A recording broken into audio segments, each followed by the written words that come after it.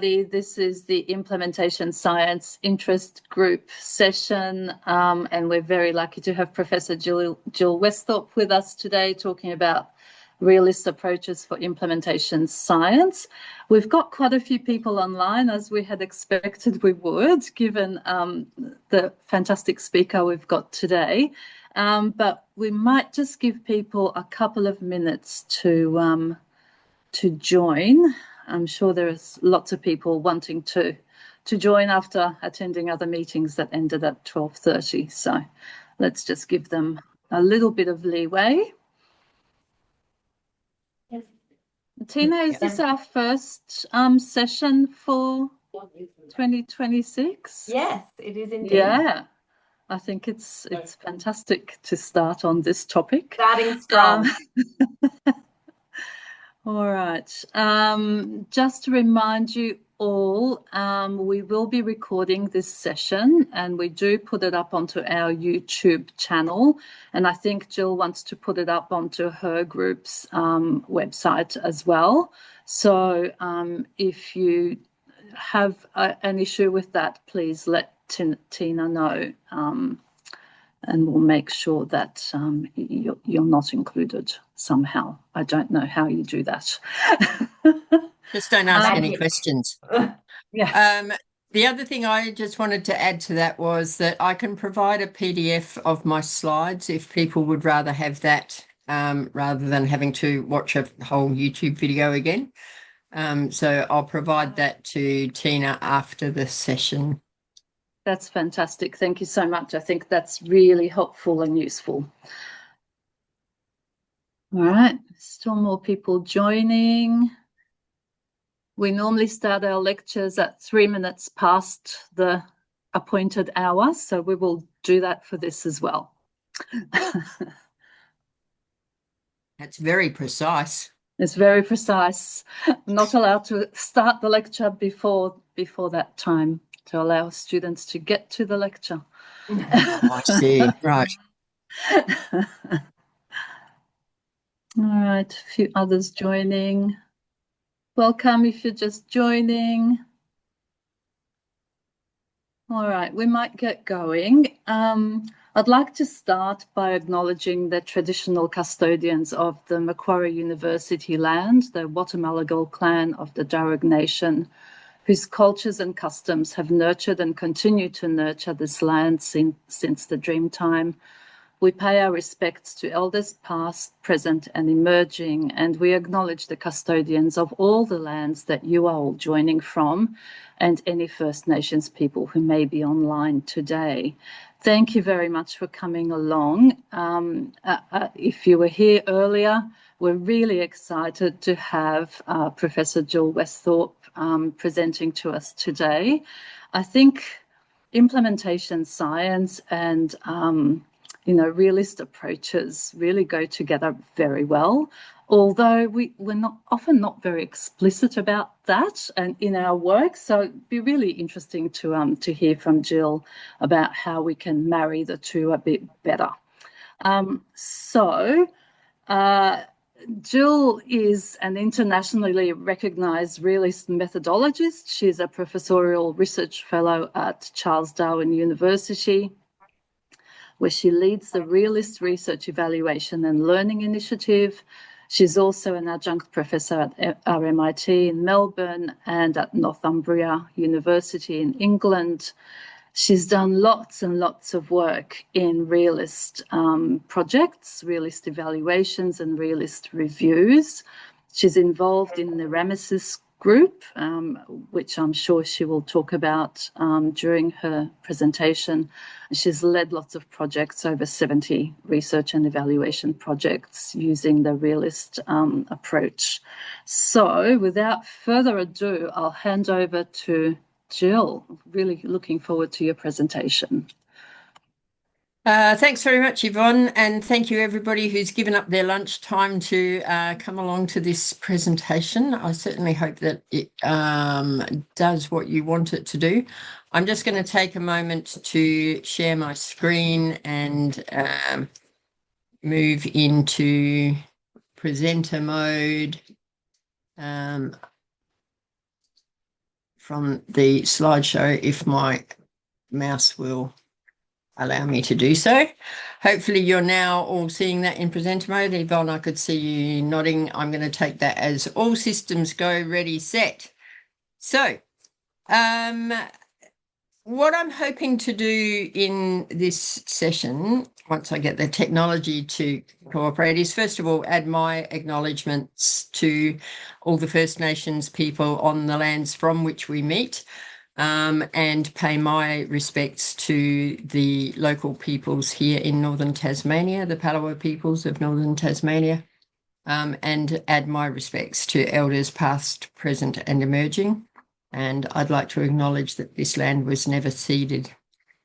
Then what I'm hoping to do as part of this presentation is provide a super quick kind of background and context by talking a little bit about the rationale for using realist approaches for implementation science, a little bit about realist assumptions and realist design, and then for much of the session, focus on how realist methods can be used within implementation science. They used to say within an implementation science context, but I took it off to avoid confusing people with the word context. Didn't fix the grammar though. The way that I want to do that is by providing these few introductory comments at the beginning, then an introduction to a realist philosophy of science, or at least a few of the very core ideas in that. And then I'm going to do a walkthrough with two examples, one of a realist evaluation and one of a realist review, where realist review is the realist approach to literature review, also known as realist synthesis. I need to say I am no implementation scientist. You will know all that content much, much better than I do, and I'm very open to questions and challenges at the end of the presentation, or on the way through if needs be, especially if I've just said something wrong. So when we talk about realist approaches, what do we actually mean by that? Well, realist evaluation, where evaluation is a process of collecting primary data and using that potentially alongside secondary data to evaluate the worth, merit, significance and causal processes involved in an intervention or a program. Realist review, which as I've just mentioned is realist literature review, and any other sort of realist research, which means research that is undertaken from the same underlying assumptions, using the assumptions built into a realist paradigm. Those assumptions are grounded in a realist philosophy of science. And one of the implications is that realist work is theory-based. Ray Pawson, who you're going to hear more about, says that realist research and or evaluations begin and end with theory. And part of the process is to make implicit theories explicit and then test them. The realist understanding of causation, which I'm going to talk about for a few slides, shapes both the structure and the purpose of the theories. The idea is that we want to learn about how interventions and or implementation of interventions cause the outcomes that they do, and why they don't cause them to be the same in all circumstances. This is by no means the first time that the idea of linking realist approaches and implementation science has come up. I had a quick look at the journal Implementation Science and just did a search for the word realist, and I got 130 hits just within that journal in 82 research articles and 27 review articles. And that's without checking any of the other implementation science journals or any other health journals where there might be implementation science articles. But I also noticed as I was doing that there was a relatively common call for improved use of theory within implementation science. And so Annette Boas and co. said at the end of a study about what 86 systematic reviews tell us about what to do in implementation science. She said, one of the things we need to do is use more diverse research perspectives, including social science, in our primary studies, and diversifying the types of synthesis undertaken to include approaches such as realist synthesis, which facilitate exploration of the context in which strategies are employed.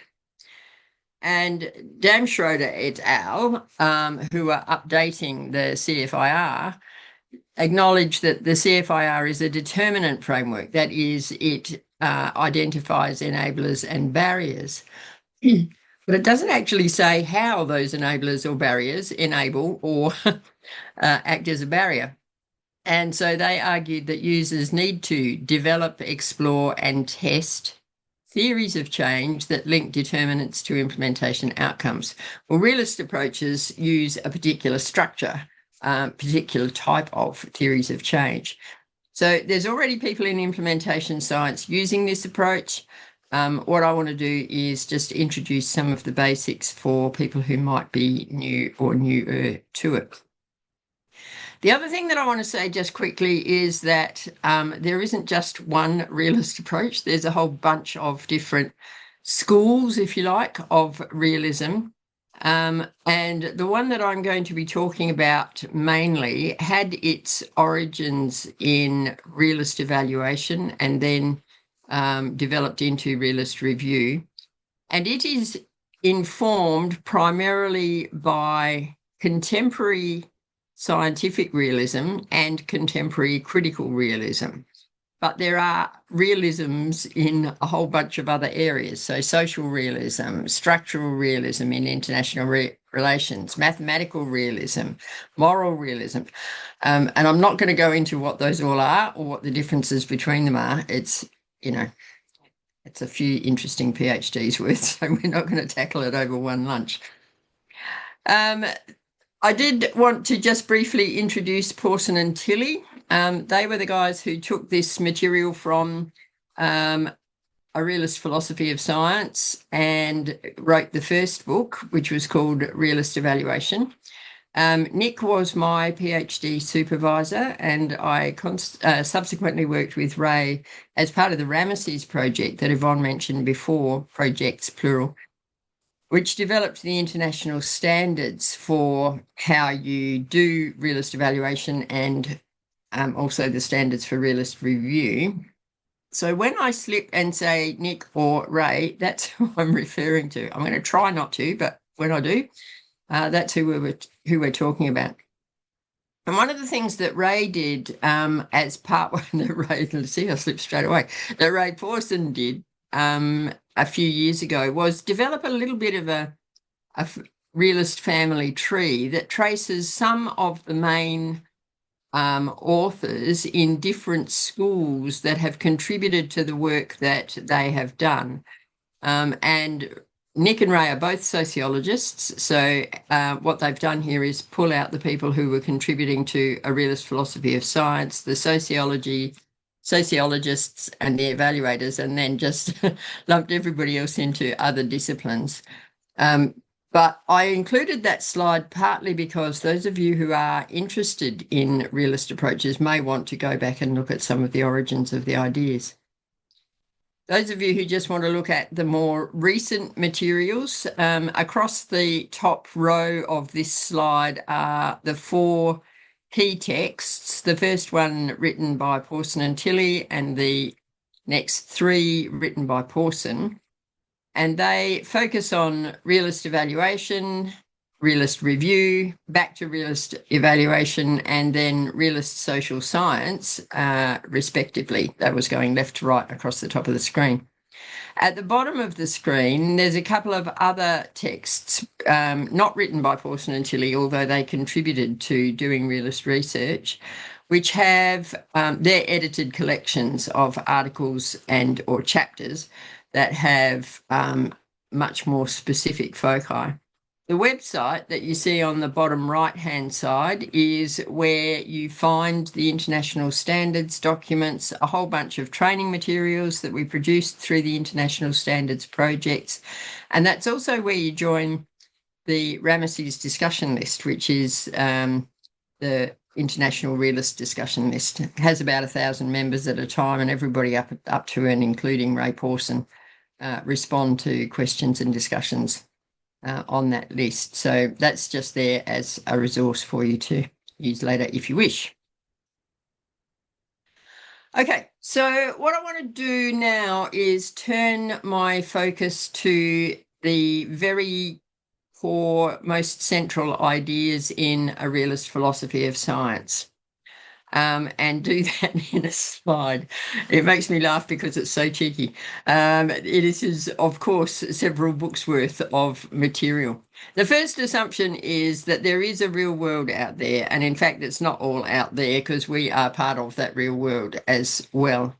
But unlike some other research paradigms, realists don't think that the fact that we've all got different interpretations of that world,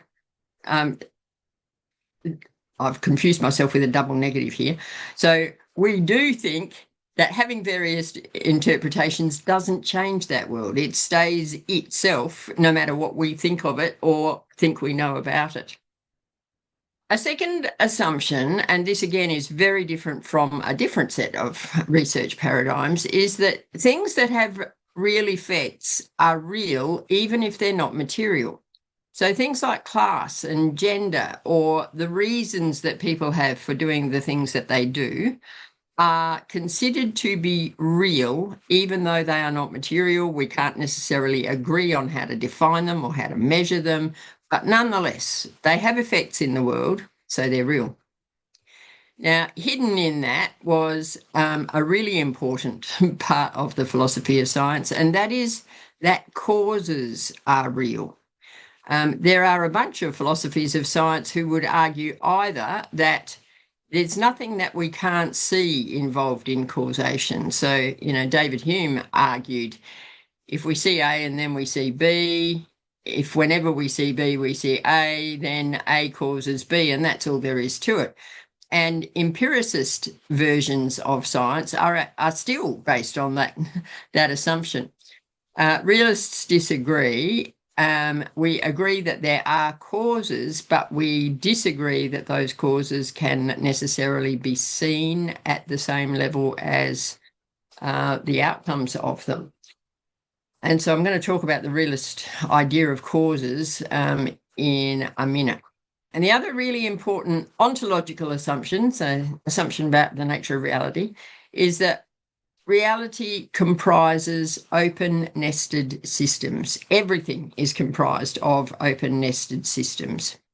And that has really important implications for how causation actually works. As well as the ontological assumptions, there's a bunch of epistemological assumptions, where epistemology is the philosophy of knowledge. And we agree that with the constructivists that we all construct our own knowledge, and it is socially and individually structured, and that includes being structured by the nature of the disciplines that you work in and so on. But where we differ from the constructivists is that most realists agree that the real, which is shorthand for that which is real, contributes to and constrains the interpretations that are reasonable to make of it. So it's more reasonable for me to believe that I am currently sitting in my office in northern Tasmania, delivering yet another presentation on realist philosophy of science, rather than that I'm hiking in the Himalayas, or ever would for that matter. But because we are all developing our own knowledge, and because it is socially and individually structured, and because it is also pretty much infinite, we agree that there is no such thing as final truth or knowledge. All knowledge is always provisional. It's open to be corrected when we have new discoveries, for example. All swans are white until you meet the black swans that live here in Tas. And all knowledge is partial as well. the other assumption, as I said before, is that causation can be investigated, and that's a view that isn't shared by all paradigms. The other thing that's really important for this, and it's important for how, if I use IS as the abbreviation for implementation science, is everybody going to follow that? I'm assuming I'm joining the clan rather than introducing a new abbreviation there. It's really important to acknowledge or to understand that realist and evaluation are automatically theory-based, whether we like it or not. We need to acknowledge that whenever an intervention is introduced, it has an implicit theory. So Pawson says programs are theories incarnate. Programs are a way of testing an idea about what might work, what might cause a different outcome that we would like to cause. And so part of the job of research and evaluation is to make those theories explicit and then test them. But we're also assuming that no kind of intervention that ever was or probably ever will be works for everyone or works in all contexts. And part of the reason for that is that programs themselves don't directly cause change.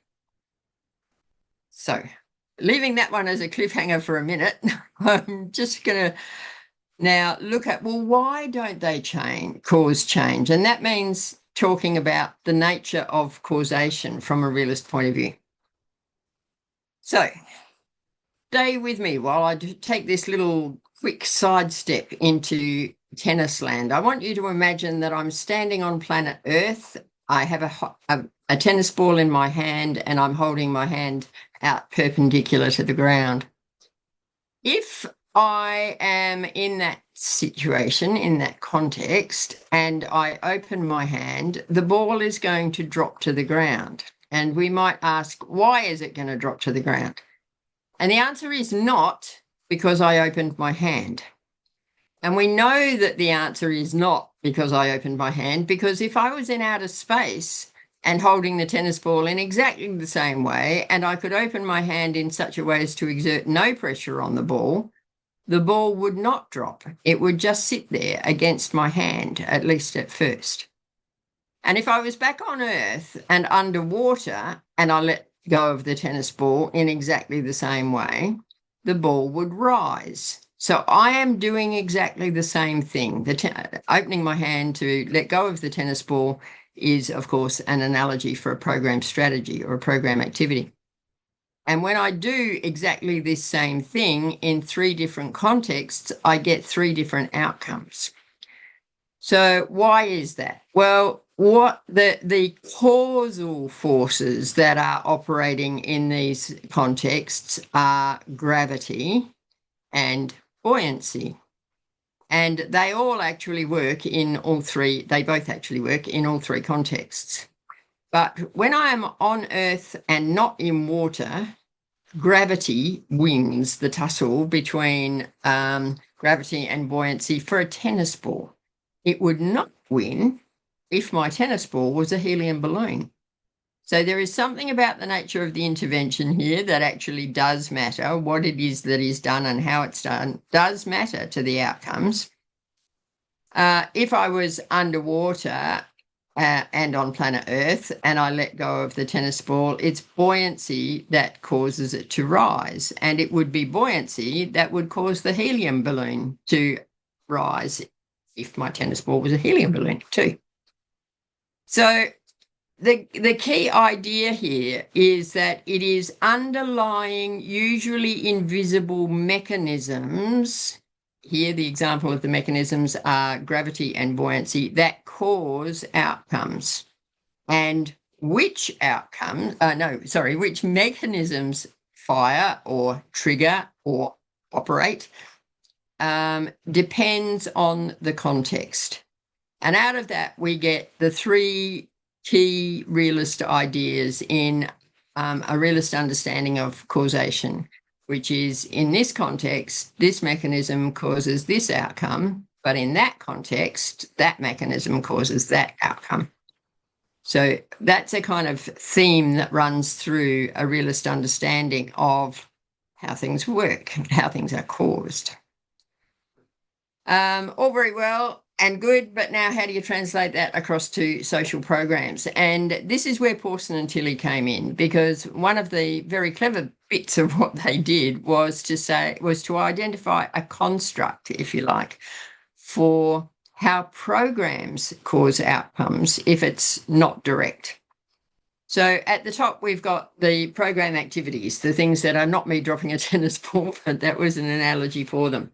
And what Pawson and Tilley said was what program activities do is provide some kind of resource or opportunity or constraint, or usually a bunch of resources, opportunities and constraints, which then meet up with things inside the heads of people along the implementation chain, including the eventual, choose your word, participant, beneficiary, client, patient, whatever. And it is the interaction between whatever has been provided to wherever we are along the implementation chain, and the reasoning or the preferences or the norms or the collective beliefs. These are supposed to be sociological more so than psychological, by the way.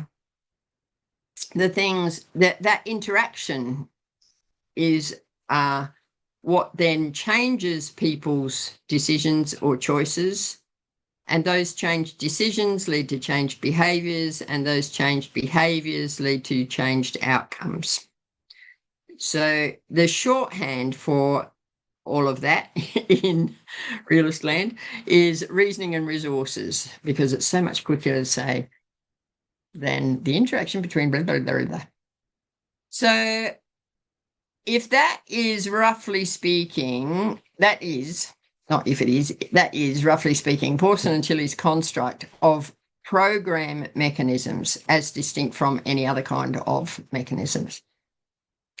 So a quick example of that. Imagine that we had any kind of health message media campaign going. It could be drink more water, eat more vegetables, don't share needles, doesn't matter what it is. There's some kind of health message being given out over a media campaign. What might happen? Well, the intended targets of the message might hear it, and they might, please note the change of colour in the font here, believe the message and prioritise it over whatever they're currently doing, and act as the program intends them to act. And as a result of that, their individual health risks are minimised. But perhaps what happens is that it's actually not the intended targets who hear it. Maybe it's the worried well who hear it, and they become more worried, and they visit health services. And as a result of that, there are fewer resources left for those who actually need them, and overall health declines. Or maybe it was the intended targets who heard it, but they don't actually believe it. They don't believe they're at risk, so they dispute the message and undermine it with their peers. And that's actually what happened in one of the first early stages of HIV Don't Share Needles campaigning, was that intravenous drug users didn't actually believe that you could catch HIV by sharing a needle. And so they told their other friends, also IV drug users, that you couldn't. And as a result, the health risks for them did not change. Or maybe it's employers who hear the message, and what they think is, here is an economic risk to my business. And so they discriminate against those that they see to be at risk, and it's actually unemployment that increases multiple health risks. Or maybe it's teachers, and they believe the message and they pass it on to the children that they teach, and the children may well believe it and act on it as they get older, but the impacts that you see are in the very long term. They're not immediate. Or maybe it's health workers, and they hear it, they understand it, they believe it, and they change the priorities and add services. And it's actually the nature of the services that are available that is influencing the nature of the health outcomes. So what we see here is a whole bunch of potential intended and unintended mechanisms which are operating with and through a whole bunch of different groups of people. The choice of something that's going whole society-wide was quite intentional there. but it's working differently through a bunch of different audiences and achieving different outcomes as a result. So that was a quick example of some potential mechanisms related to a single intervention.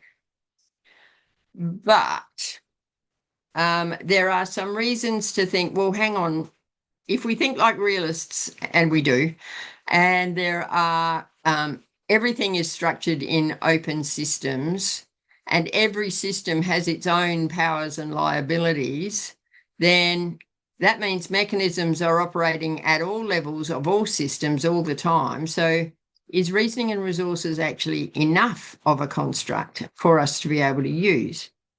Because it can't describe mechanisms at subsystem levels within an individual human, for example. And if you think about rehab programs, they operate at both a biological or material level and at the reasoning level, and those two levels interact in causing outcomes.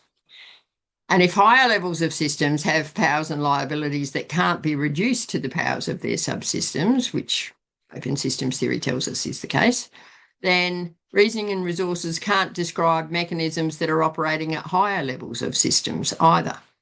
And neither can it, as a single construct, account for interaction effects between mechanisms at the same or different levels of systems. Now, that doesn't mean that reasoning and resources are wrong as a construct. It just means that it's only applicable to certain kinds of mechanisms. So we need also to be able to think about the ways that other levels of systems might be working, and that might involve us thinking along the lines of the most basic construct of mechanisms, which is the powers and liabilities of things to cause outcomes simply by virtue of what they are, to affect things in other ways. Now, we need to remember again here, things doesn't necessarily refer to material things. So social systems, social structures, relationships, ideas, they're all things as well. And it is the internal structure of things, along with the necessary relationships between those structures, that have the power to cause an outcome. So a couple of quick examples of that. I want to do a material example and a social example. If you think about a material example, how does water get to the top of a tree? So that involves three different mechanisms operating together. The first is capillary action, which involves adhesion between the water particles in the sides of the capillary, the tube the water's in, and cohesion between the water particles, plus hydrostatic pressure, because evaporation is causing leaves to have less fluid in them, which tends to draw the water upwards, and osmosis, which is the tendency of water to pass through cell walls from wetter to drier areas. If any of those mechanisms breaks for any reason, the water doesn't get to the top of the tree and the tree dies. To provide a social example, this one's about changing the role of citizens in health service systems in lower and middle-income countries in a program called Citizen Voice and Action. And before the program, citizens were seen by all involved as being consumers of health services, but they were actually external to the health system itself, or the system itself. What the program does, in part, is bring citizens or their representatives, health service providers, and local governments in to assess the quality of the health service and develop plans to improve things. And those plans involve actions by citizens, by local governments, and by the health system. And then that process repeats annually so that you get an annual cycle of improvement. Gosh, it sounds an awful lot like implementation science, doesn't it?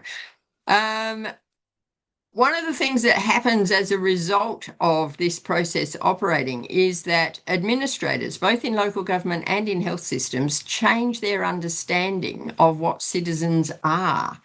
They stop just being consumers and they become recognised as valuable sources of information about service quality. There's a mechanism. If we now think they're a valuable source of information, we're more likely to listen to them. They also become recognised as being claimants with political rights that are written into the legislation of whichever country you're running this in. And they become recognised as being politically useful in advocacy for resources. Now, M1, M2, M3 is mechanisms 1, 2, and 3. Alongside that, meanwhile, citizens are getting practice in developing collective voice and speaking up for each other through these program systems, that the necessary relationships between the actors that the program has set up. And the outcome is that there is actually a new structure in which citizens are seen to be inside the system, not just, if you like, deriving benefits from the system, but being part of the system from which they derive benefits. And that contributes to a whole range of other next level outcomes in the services. So this is about thinking through what is it that's involved, what are the necessary structures here, what are the necessary relationships between them that are actually causing the outcomes. So I think there are 5 ways that you can think about mechanisms. I identified these 5 ways by looking through a bunch of pre-existing realist literature back when I was doing my PhD and really struggling to understand the idea of mechanisms. So we've got the traditional realist, most basic realist construct about the powers and liabilities of things. And the dot points underneath the headings demonstrate how that can be seen in different kinds of settings. So trees can grow. States have the power to make laws, whether they're making one at the moment or not. Workers have the power to work, whether or not they're currently employed.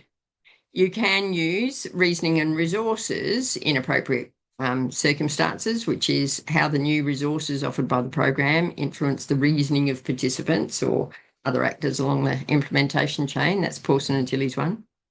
You can think of mechanisms as being a force. They either push or pull. So gravity is a physical force, love is a psychological force, peer pressure is a social force, law is an institutional force. They all put pressure on people or draw people to do particular things.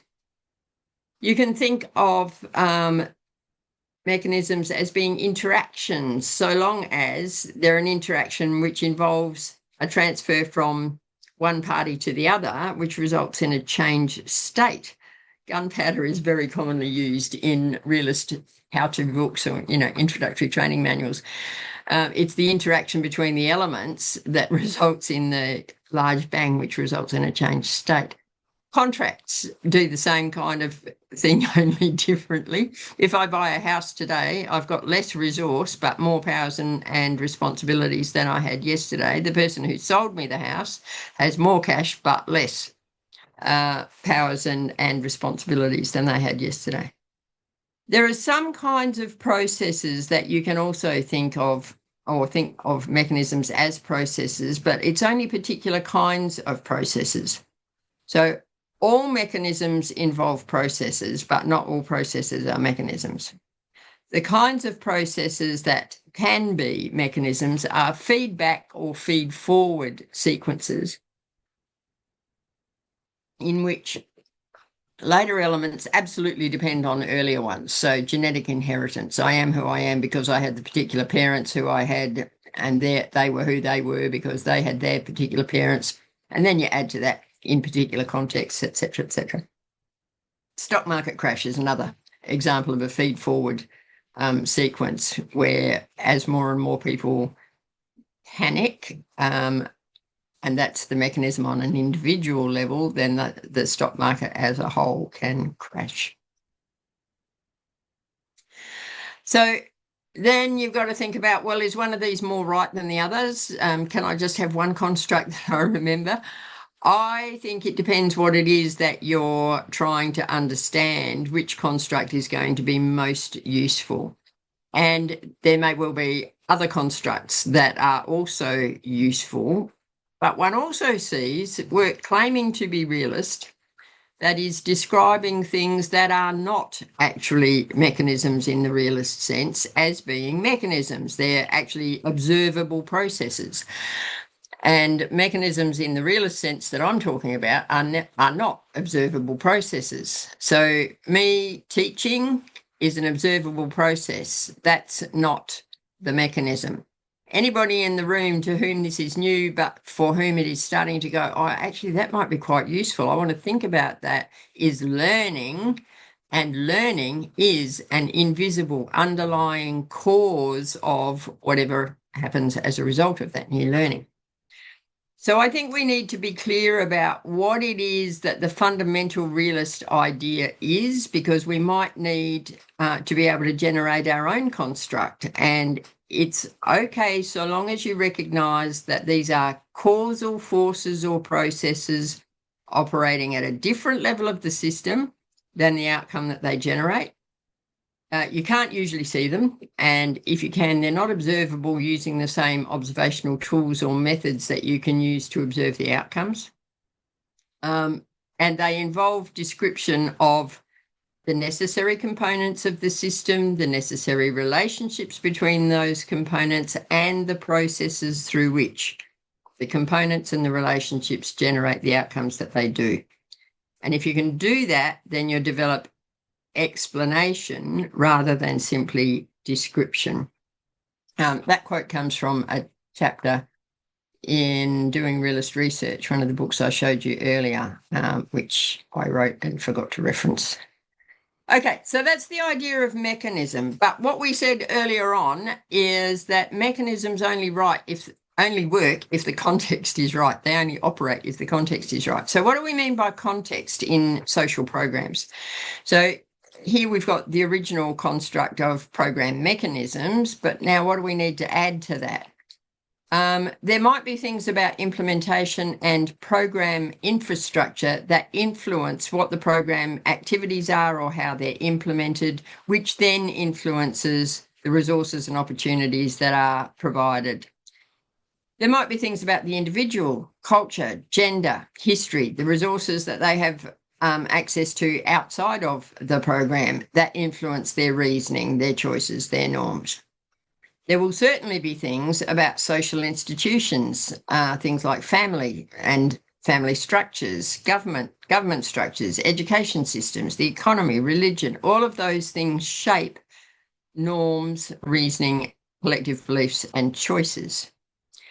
It might be a little smaller scale than that. It might be about interpersonal relationships within the program. So relationships between a staff member and a client, for example. But it can also be about relationships external to the program. I've done a lot of evaluations in family services, support services for families with young children in particular. And there, if the partner of the participant in the program disagrees with the program, it's much harder for the person in the program to change their parenting practice, for example, and or to keep it consistent, which is what the kid needs. Or it might be about availability of other infrastructure external to the program. You can train unemployed people till you're blue in the face. If there's not enough jobs out there, you're still going to have unemployed people. They might be angrier or more depressed, but they're still unemployed. Now, all of those kinds of contexts are operating concurrently and between them shaping patterns of program outcomes. And the patterns of is highlighted there because that's what we're trying to identify in realist work. We're not trying to work out how come we've got 125 different outcomes for 125 different clients, which is actually quite unlikely. What we're looking for is the patterns of program outcomes and the main explanations of how come those patterns have developed. Now, I know from my 35-second glance at implementation science over the last couple of weeks that context is a very familiar word in implementation science, but it's important for us to remember that it means something very slightly different in realist work. So the difference between context as meaning enablers or barriers, as it's used most commonly in implementation science, and context in the realist sense of the word, is that for realists, context means particular something that affects whether and which mechanisms fire or operate. And once we've identified something that we think might affect which mechanisms fire, then we need to ask ourselves, well, how is that factor enabling or blocking, or what mechanisms are being triggered or disabled by this factor? And we also want to think about, is it the actual barrier or enabler? I've never seen anything about implementation of any program that didn't say, and of course, one of the problems was people didn't have enough time or enough resources. Time, actually, people did have enough time. What they didn't have was the either wish or capacity to make the new thing the priority compared to what else they were doing with their time. So wherever you see time being identified as a factor, it's actually about prioritisation. And a similar argument can be made in relation to resources. We're actually prioritising the use of resources for thing X rather than thing Y. So we need to think about what is the actual barrier or enabler that is operating under whatever label people are giving it. So in summary, what realists think about how causation works, as I said earlier, is context plus mechanism equals outcome. Actually, these days we don't use the plus and equals anymore because it implies they're additive and they're not actually, they're interactive. And context refers to features of participants, organisation, staffing, history, culture, beliefs, whatever it is that is necessary for the mechanism to fire. And if we're using Pawson and Tilley's original construct, which is a really good one to start with, what we're talking about is the way in which the new resources being provided by the program interact with different reasoning to give change decisions or choices, which leads to different behaviour, which leads to different outcomes. And that all gets summarised in a fairly well-known these days realist question, which is, for whom does this work? In what context, in what respects, to what extent, and how? These days you can also see variations on that, over what duration, at what cost, borne by whom, etc., etc. That's the basic realist question. While that is the basic CMO heuristic, you know, the thing you hold in your head to help you nut through something, there are a couple of variants on that, and I'm actually going to suggest that if you're new to realist work, it's really useful to pick up one of the variants. So there's a few of them. One of them is context, intervention, mechanism, outcome, where intervention doesn't mean the intervention as a whole. It means a particular aspect of the intervention that is providing particular resources, which is triggering particular reasoning. So identifying the particular aspect of the intervention helps you then identify which resources and which mechanisms are firing. And the reason that I suggest that you choose one of those is that it's really easy to assume that the only contexts that matter to the outcome are things about implementation. And that's not actually right. From a realist point of view, that's not actually right. No matter how an intervention is implemented, it's still only going to work sometimes and for some people. And the idea in realist work is that we identify in what context and why over successive studies. And so we are successively refining theories about how come this works sometimes and not other times. So I think it's useful to use a heuristic that helps you to identify both aspects of implementation and other contextual factors. Okay, so here on, we're going to launch into the very quick examples of the couple of cases. I'm going to race through them at 900 miles an hour, for which apologies in advance, but I've just noticed how long I've waffled already. And so down the left-hand side of this slide, this is designed for evaluation, but it actually applies pretty closely to review as well. Down the left-hand side of this slide, you see the rough process for any old evaluation. And on the right-hand side of the slide, you see how that takes shape in a realist evaluation. So realist evaluations always intend to inform decision-making, and they do that by improving understanding of how does this work for whom and why and blah, blah, blah, using questions that relate to that realist structure, using theory that is structured as CMO statements or some variant thereof, where the methodology and design are developed to test and refine program theory, and that includes adjudicating between competing program theories if we've got them. Supposed to usually use mixed methods. You might need to purpose design your instruments, because a lot of instruments don't actually collect data about mechanisms. You need to structure your data collection and recording so that you can do analysis by subgroup and or subcontext and see the relationship between context and mechanism and outcome, not directly context to outcome as some other methods do. Your analysis is normally going to be within a program but across different contexts, and what we're doing is analysing according to the theory, with a view to refining the theory and making it more accurate. And our reporting should be consistent with our methodology and including the refined theory. I've seen a few examples where people did, a relatively good realist analysis and then finished up by saying, so always do X, which makes me laugh, because, if different things are going to work for different people in different contexts, why would you always do the same thing? The two cases that I'm looking at, these are the references for them. The first one is a realist evaluation, and the second one is a realist review. Those references are there for you to refer to later if you wish. And I'm going to refer to them hereafter as audit and feedback for the first one and leadership in surgery for the second one.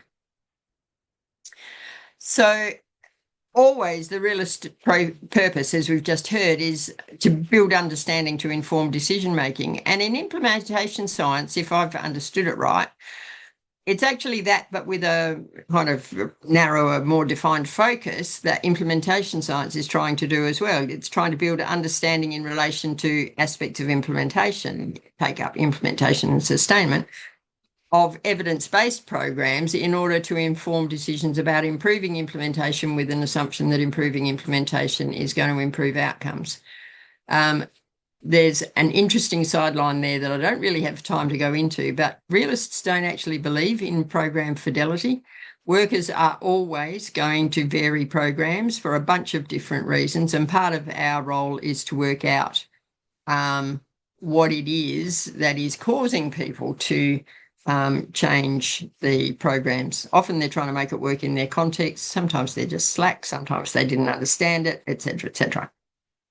So in the audit and feedback example, they were trying to work out, they wanted to provide a greater understanding of how and why audit and feedback work or doesn't work in different circumstances to design better strategies. And in the Leadership in Surgery review, the goal of our review is to develop a program theory to answer their question. They weren't trying to get all the way through. It was a first project in an area, and they were looking to develop the program theory using a realist review. To just reflect back very quickly on that realist question again, for whom does not mean what's the target group for the program. It means for whom does this work within that target group. In what contexts means what are the specific factors that are affecting whether and which mechanisms fire. In what respects refers to different types of outcomes for different groups in different contexts. To what extent implies different extents for different groups in different contexts. How means the mechanisms, not the program activities, although I'm recommending that you address both in implementation science. And there is now realist economic evaluation as well. And one of the key questions there is at what cost borne by whom, including the opportunity costs for all affected groups, as well as the direct costs, financial costs, if you like, to various actors. So to look at our two examples, the questions in our two examples, in the audit and feedback thing, how, why, and in what contexts did the audit and feedback strategy contribute to the implementation of a statewide value-based healthcare program to reduce unwarranted variation in care at scale? And they give a nice definition of unwarranted variation in the article. In the leadership surgery example, in which context, that should say contexts if we're being purist about it, and for whom, can interventions and strategies improve the leadership of surgical trainees, surgeons and surgical teams, and why? Now, we're about to move back to program theory, realist program theory, but I just want to acknowledge there's a bunch of types of theory already being used in implementation science. The issue from a realist point of view is that none of these are quite appropriate for a realist theory of science.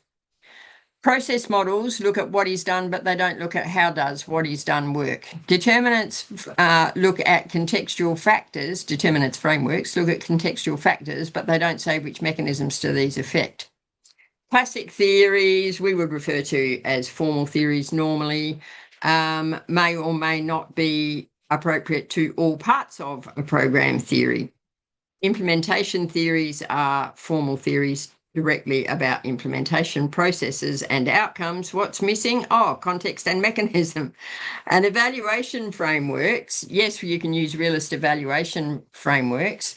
They're going to evaluate more than just whether the intended changes were successfully implemented. They're going to look at and then how and why did they work or not work, or work to different extents for different groups in different contexts. And my argument would be that you're very likely to end up needing program theories for the intervention itself and a program theory for how the implementation is supposed to work in order to be able to work this stuff through. The reason for this slide is simply, which is taken from the audit and feedback program theory, by the way, is simply to show you what a table of context, mechanism, outcome strategies might look like. And I'm going to use another couple of examples later on. The important thing to know is that you have to be able to read across the page. It's in this context, this mechanism triggers this outcome. Not, oh, here is a bunch of contexts, here are a bunch of mechanisms, and here's a bunch of outcomes that we get. You have to be able to link across the page or it's not working properly. Back into our, table methodology and design. So both of the examples say we followed the Rameses standards, one of them for, they said for reporting realist studies, they're actually referring to the standards for realist evaluation. And then they talked through what their overall design was. And of course, the design for an evaluation is a bit different than the design for a review, but there are guidelines for both of those, which I'm not going to stop and go through. They then each describe the processes, the methods that they used, and the methods themselves don't look very different to anything else. They are do a bit of a literature review, do some interviews, but in each case, these things are realist flavoured. So we're doing realist literature review, we're doing realist interviews, not traditional constructivist and or traditional empiricist interviews. So there's stuff to get into about the methods underneath it. Jill? Yeah. We're rapidly running out of time, and I know this is super interesting and lots to learn.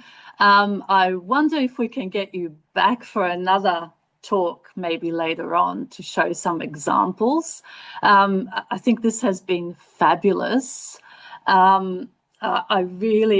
It's incredible work that you do, and there's a lot for us to consider. Those examples are fantastic and done by some of the people from the Institute, which is wonderful. But thank you so much. It's been really, really great. Before we go, any final messages? I know you've probably got a few more slides, but I think we need to wrap up, unfortunately. No, that's absolutely fine. I wasn't racing fast enough and I was too slow in the beginning. So no problem at all. So my summary slide would be realist approaches are already in use, but there's good reason to argue for them to be more widely used. I agree that realist approaches and implementation science are compatible, but taking a realist approach means adding some bits to what is normally done in intervention science and tweaking the methods that are used. what realist approaches will do is extend a lot of existing IS theory by including mechanisms of change and focusing on how the context affects the mechanisms which then create the outcomes. And if you understand how and why, in what contexts, then that can inform implementation rather than just, oh, guess what? We've done 86 positivist meta-analytic reviews and all we know so far is it depends. And then I was going to leave 5 minutes for questions, if anybody's game. I'm wondering, Jill, because we are at 1:30 and people possibly need to go. I'm wondering, would you be amenable to people actually emailing you questions? Would that be? Yep, that's fine. Yeah, fantastic.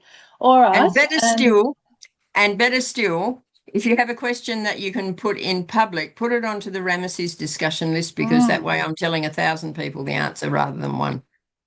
Yeah, so we might actually distribute the Rameses list to everyone on our list. And I think that might be quite helpful. Jill, I really want to thank you so much for speaking with us today. It's really fantastic work and amazing knowledge. And I think there is a relationship, if you like, between implementation science and realist work. So really appreciate your time. And hopefully we'll get you back again to maybe describe an example in detail at some point. Sure. Yeah, wonderful. All right. Tina, was there anything we need to do to wrap up? No, that's it. I'll distribute some things later this week, everyone, with the link to the recording and the references that we've talked about today. Okay, fantastic. Sure. Thank you so much. And this will be on various websites, so please do re-engage with the recording. There was a lot in what Jill said that is very, very helpful. All right. Thank you so much, everyone. And my apologies for talking too long. Not at all. It was all super interesting, so thank you. No worries. Okay. Thanks, Jill. Thanks, everyone. Thanks David. Bye. Bye.